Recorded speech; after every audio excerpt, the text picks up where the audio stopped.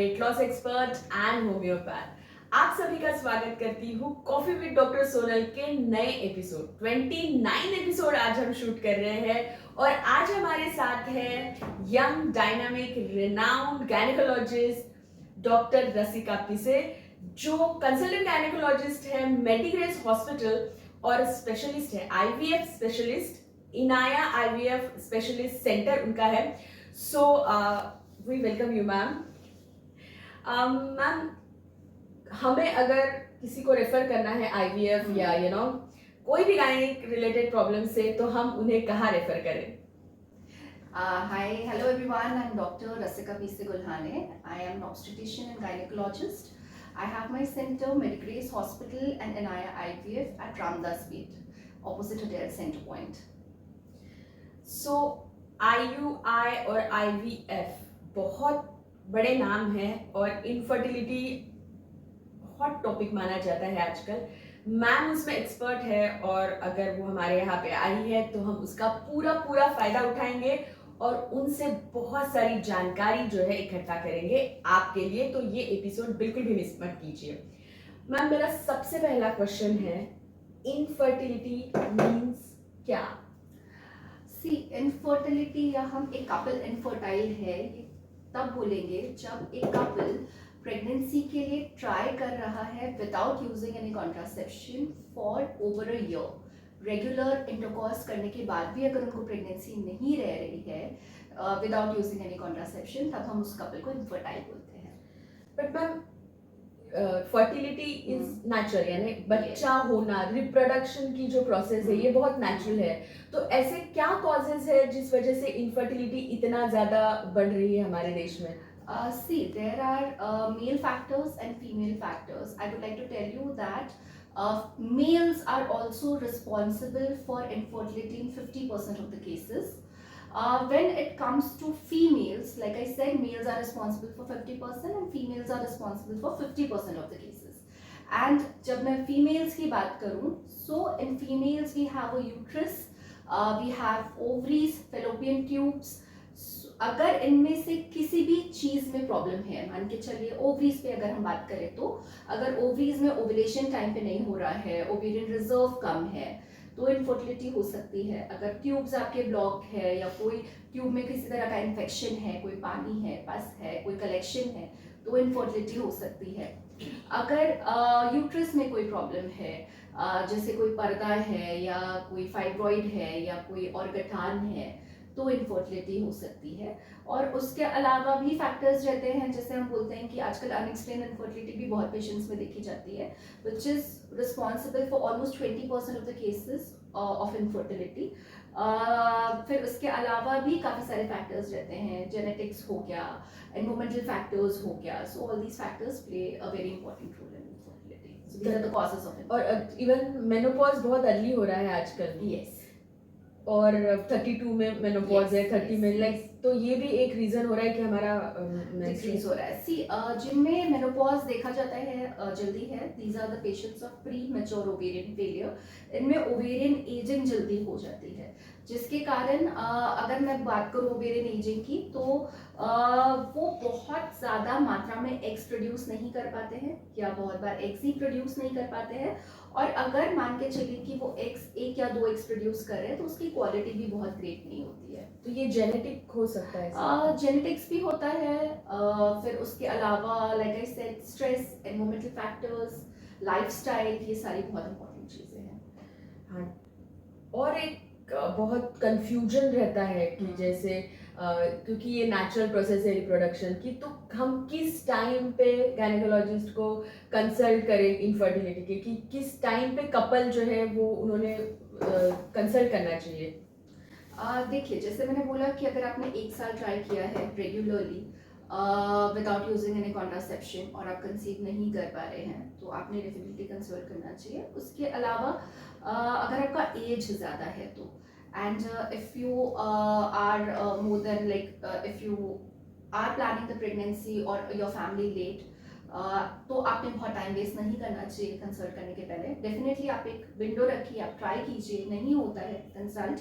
Other than that, if you are facing any problems when you are trying to conceive, जैसे अगर आपकी menses abnormal है या कोई मेल फैक्टर अगर आपको लग रहा है, तो definitely you should not wait and you should go and consult a doctor. Yes, ये बहुत ज़रूरी चीज़ है। आपका बहुत बार ये गोल्डन पीरियड मुझे लगता है कि लोग ना या फिर सोसाइटी में बहुत सारे लोग रहते हैं, वो बोलते हैं कि अरे हो जाएगा, दे दे वेटेड फॉर 4-5 years की नहीं होगा होगा, और जैसे कि आपने बोला हर महीने आपका ओवेरियन एज या स्पर्म्स का Yes, क्वालिटी yes, या yes, एग का क्वालिटी yes. खराब होते जाता है, खराब यानी कम होते जाता है। तो ये गोल्डन पीरियड है मुझे Yes, लगता है। and I feel that preconceptual counseling also plays a very important role here. Whenever you're trying to conceive or planning to conceive, go and consult, have a word with your gynecologist, just to rule out your comorbidities, or you can just get your baseline tests done. Age, जैसे Yes. आपने बोला as is a factor, तो जैसे ये भी awareness बहुत कम है कि एग को फ्रीज किया जाता है, जैसे सेलिब्रिटीज करते हैं, ऐसे बहुत सारे लोग सुने रहते हैं, लेकिन हमारे यहाँ होता है कि नहीं। तो जैसे अभी शादी अगर से 28-29 में हो रही है गर्ल की, फीमेल्स जो है, और उनको 5 साल बच्चा नहीं चाहिए, तो जैसे उनका शादी हो जाता है तो they can think for like freezing of eggs और एम्ब्रियो, तो इसके बारे में आप क्या कहते हैं? सी अभी egg freezing and embryo freezing मुझे लगता है कि जो जल्दी बच्चा नहीं प्लान कर रहे हैं उन्होंने डेफिनेटली कंसिडर करना चाहिए। Egg freezing I would say that those females should consider जिनकी शादी नहीं हुई है, जिन्हें पार्टनर नहीं पता कौन है, तो उन्होंने अपने एग्स फ्रीज करने का सोचना चाहिए। एंड एम्ब्रियो फ्रीजिंग जो होता है it is for the couples who are not planning to get pregnant anytime soon. So embryo freezing is a very good option for them. And I would like to add on here कि जब भी हम सोचेंगे कि अब हमें eggs को defreeze करना है, थॉ करना है, एम्ब्रियोज को थॉ करना है, और हम प्रेगनेंसी का प्लान कर रहे हैं, तो इसकी जो क्वालिटी रहती है वो बिल्कुल भी अनअफेक्टेड रहती है। तो आप ये बेफिक्र होके you can opt for these things, egg and embryo freezing. तो मुझे तो लगता है कि हर 23 एज रहता है I think the best conceive करने के लिए। पता नहीं, अभी तो हम जब पढ़ते थे तो हमको 22-23 बताया गया था कि that is the best age for conception, तो आपको क्या लगता है?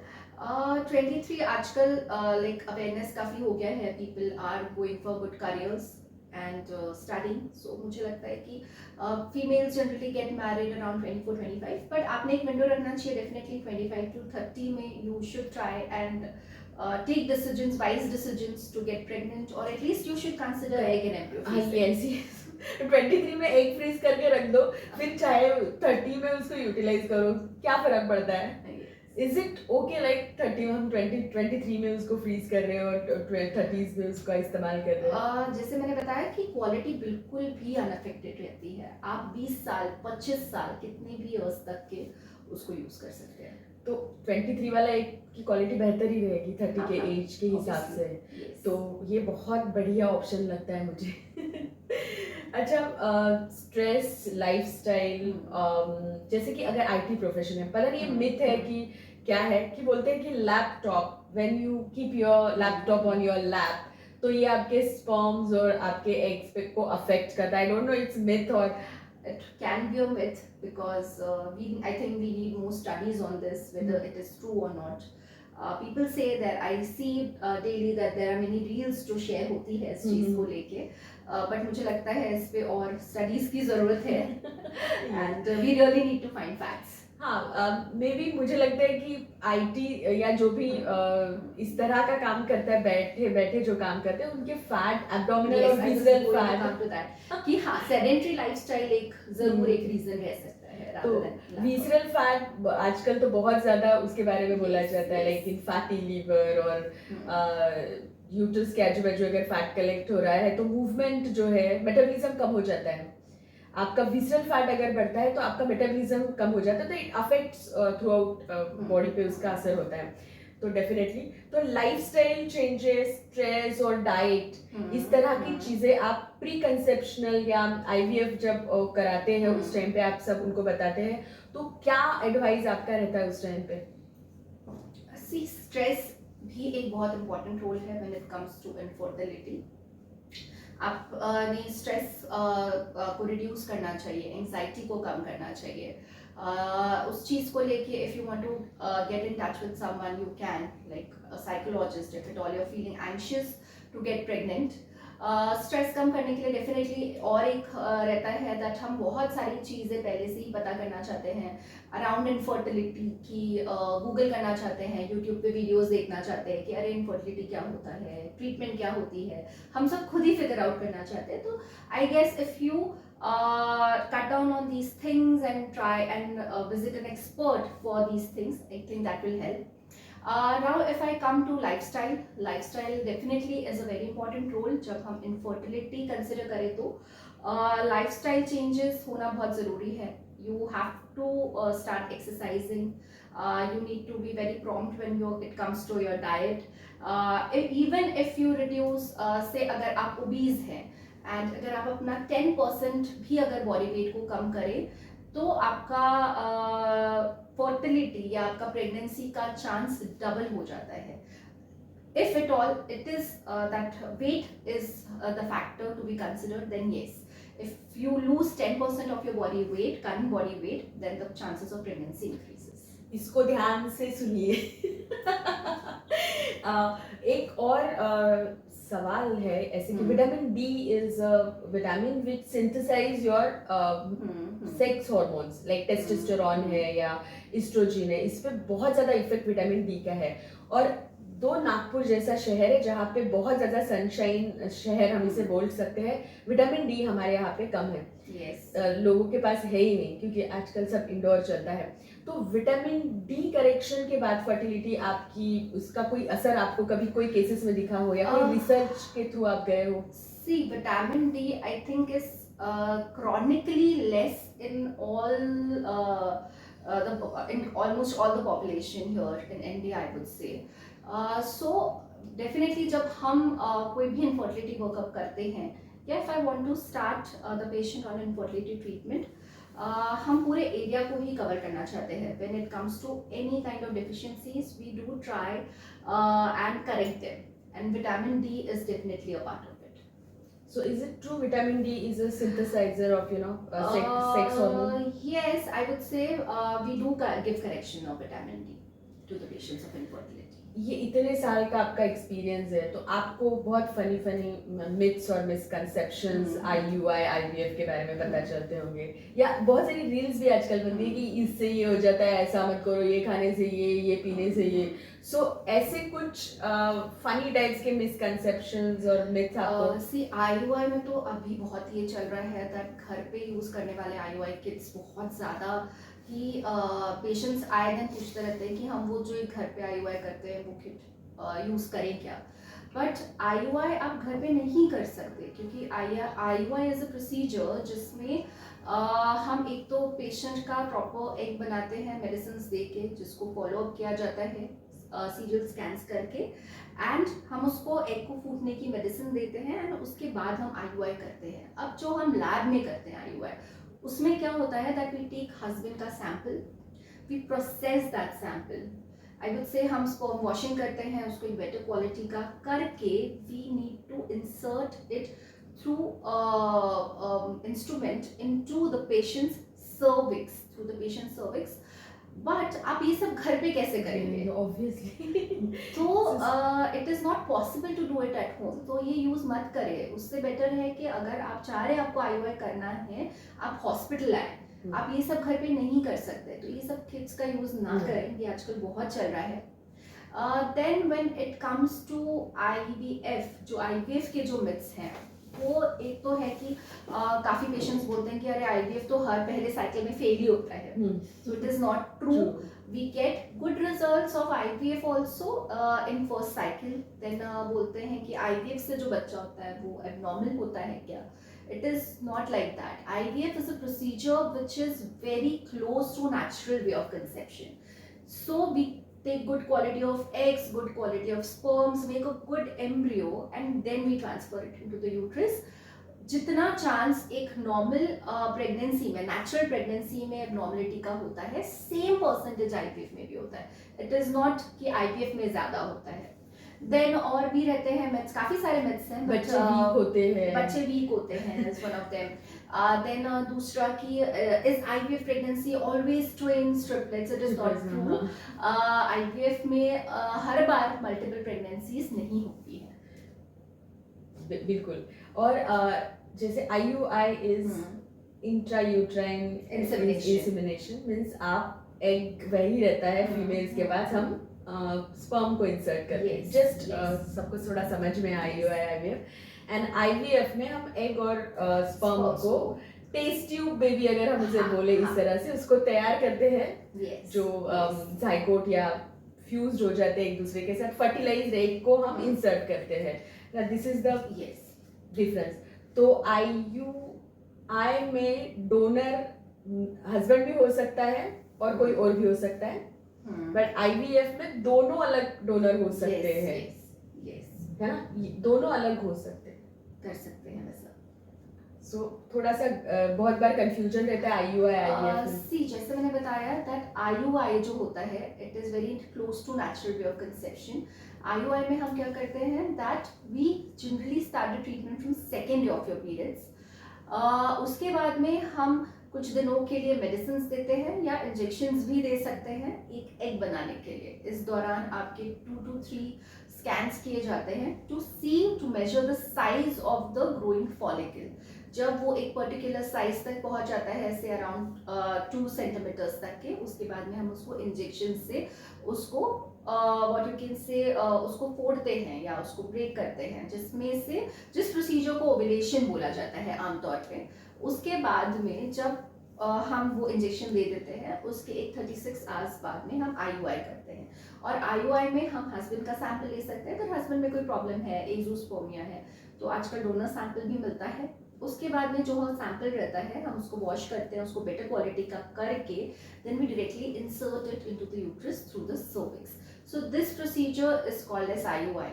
Now if you ask me what is the difference of success rate between IUI and natural conception, so ये बहुत ज़्यादा नहीं होता है. This is another myth among the patients कि अरे हमारा IUI कर दो तो हम तो प्रेग्नेंट हो जाएंगे. वैसा नहीं होता है. IUI is generally done in patients जिनमें स्पर्म फैक्टर है थोड़ा बहुत, या मोटिलिटी कम है, या कोई सर्वाइकल फैक्टर है. उन सब चीज़ों में हम IUI कर सकते हैं. जब हम सक्सेस रेट की बात करें कि नेचुरल कंसेप्शन और IUI में कितना है, तो वो ज़्यादा नहीं होता है. नेचुरल कंसेप्शन जैसे मैंने बताया, इनफर्टिलिटी हम क्यों 1 साल कंसिडर करते हैं, बिकॉज एक साइकिल में एक कपल का conception rate is only 8 to 10%. तो अगर नेचुरली 8 to 10% होता है तो IUI में it only increases by 2 to 3%. So the difference of success rate is not much. Now when it comes to IVF is completely different procedure. IVF में क्या किया जाता है that I call the patient on second day of their periods after evaluating the patient or the couple completely, knowing what is the cause of infertility, what exactly उनको क्यों infertility है. उसके बाद में हम सेकेंड डे से उनका भी साइकिल स्टार्ट किया जाता है IVF का. उनमें भी हम इंजेक्शंस देते हैं. इंजेक्शंस दे के here the target is that to achieve maximum number of eggs in patients of IVF because the chances of conception in that particular patient increases. उसके बाद में हम वही इंजेक्शंस दे के we take the follicles को grow किया जाता है. उसको एक पर्टिकुलर साइज तक रीच करने के बाद इंजेक्शन दिया जाता है मैच्योरेशन के लिए, एंड उसके बाद में through a procedure called as ovum pickup we take out all the eggs outside. Then we see good quality of eggs को अच्छी क्वालिटी ऑफ स्पर्म्स के साथ में हम मिला देते हैं बाय IVF और बाय एक्सी में हम डायरेक्टली स्पर्म्स को इंजेक्ट करते हैं. हम इंक्यूबेटर में एम्ब्रियोज बनने के लिए छोड़ देते हैं. 3 दिन के एम्ब्रियोज भी रहते हैं और 5 दिन के एम्ब्रियोज को ब्लास्टोसिस्ट बोला जाता है. उसको हम generally what we do at our centre is that we freeze those embryos or blastocyst and transfer it in the next cycle, which is very commonly practiced these days, which is called as a frozen embryo transfer. और फिर uterus को एक बार ये आपके embryos freeze हो गए, उसके बाद हम यूट्रस को रेडी करते हैं and then we go ahead with the transfer. So this is the complete procedure of IVF. So बहुत सारे मिथ रहते हैं, लाइक और बहुत सारे हार्मोन्स हम्म। काम करते हैं, जैसे AMH के बारे में बोला जाता है Yes, कि yes. AMH अगर कम है तो आपके चांसेस हम्म। ऑफ फर्टिलिटी कम है। हम्म। तो वो भी एक साइन है कि आपको IVF या IUI तो नहीं बोलेंगे, IVF करना चाहिए। यस, देखिए AMH एक ऐसा हार्मोन है which is anti-Mullerian hormone which tells you what exactly is your ovarian reserve. मतलब आपके पास कैसे कितने नंबर ऑफ एग्स हमें Eggs. मिल सकते हैं, या उसकी अगर हमें कम मिल रहे हैं या अगर मुझे दिख रहा है स्कैन पे एग्स कैसे है तो उसकी क्वालिटी भी कैसी रहेगी। तो ये एक not perfectly but it does give you an idea and accordingly you can go ahead with the treatment of the patient. अच्छा, IUI और IVF के कॉस्ट में, बट बहुत सारे लोग बोलते हैं कि लोन लेके बच्चा लेके आना पड़ रहा है, तो कॉस्ट इफेक्टिव रहता है, बहुत ज़्यादा कॉस्टली रहता है? IUI बहुत कॉस्टली नहीं रहता है, but like I said IUI का एक साइकिल में बहुत ज़्यादा सक्सेस रेट भी नहीं होता है। एक अगर आप कंसिडर करेंगे तो एक IUI का जो साइकिल है वो एक अराउंड 7 to 10,000 11-12,000 के बीच में जाता है। एंड अगर एक आप IVF कंसिडर करें, what we practise is like around 1.2 to 1.4 lakhs।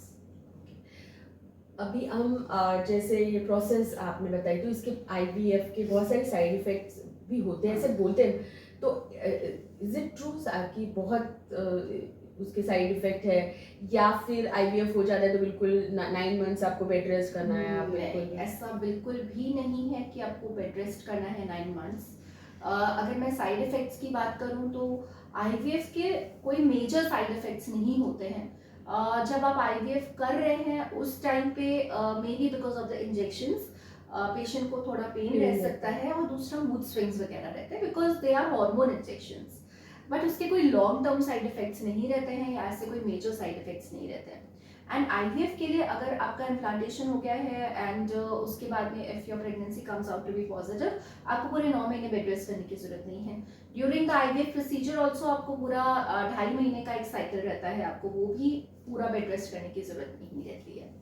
अच्छा, और व्हाट अबाउट थायराइड, PCOD, जहाँ पे वैसे ही इसको एस्ट्रोजन पे ये अफेक्ट करता है मोस्टली। PCOD में तो होता ही है, थायराइड भी हम बोलते हैं कि मेंसेस इरेगुलर हो रहा है, और ये तो अगर कोई IVF के लिए आपके लिए पेशेंट आता है और ये सब चीजें बैकग्राउंड में हैं, तो आप क्या सजेस्ट करते हैं उनको इस टाइम पे? थायराइड अगर है तो definitely it needs correction before we go ahead with any procedure या any treatment because these are comorbid conditions which need to be addressed and treated।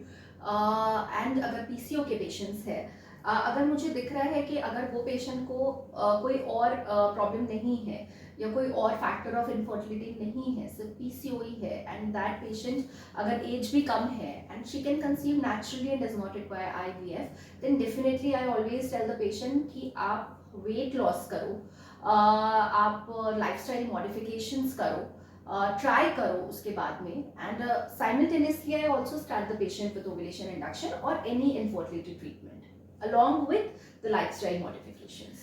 And so one more and last question, क्या जो IVF के patients रहते हैं उनका C-सेक्शन ही होता है या वो नॉर्मल भी डिलीवर कर सकते हैं बेबी को?